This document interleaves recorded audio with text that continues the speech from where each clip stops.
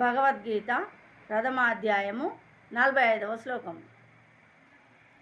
యది మామ ప్రతీకారమశస్త్రం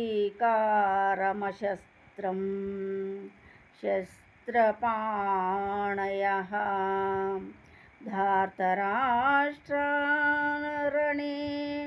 హన్యుస్తన్మే క్షేమతరం భవేత్. యది ఒకవేళ మాం నన్ను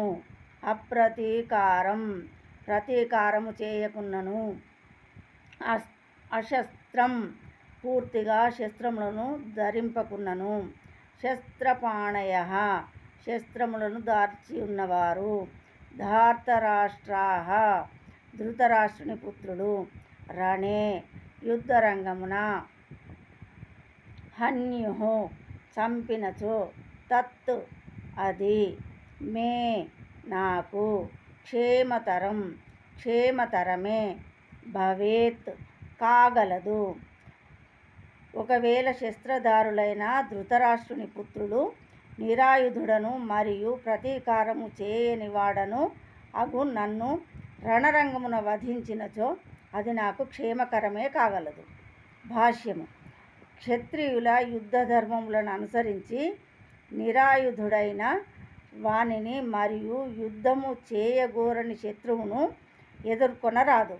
అది నియమము. ఒకవేళ ఏదైనా అట్టి సందర్భమైన పరిస్థితి ఏర్పడినా తన శత్రువు తనతో యుద్ధము చేయదలచినను తాను యుద్ధము చేయరాదని అర్జునుడు నిశ్చయించుకొనెను. ప్రతిపక్షము వారు ఎంత సమరోత్సాహముతో ఉన్నారో అతడు దానిని పరిగణింపలేదు. ఈ లక్షణములన్నీయు శ్రీకృష్ణ భగవానునికి అతడు గొప్ప భక్తుడగుట చేత కలిగి ఉన్నట్టి అతని కోమల హృదయమునే సూచించుతున్నది. జై శ్రీకృష్ణ.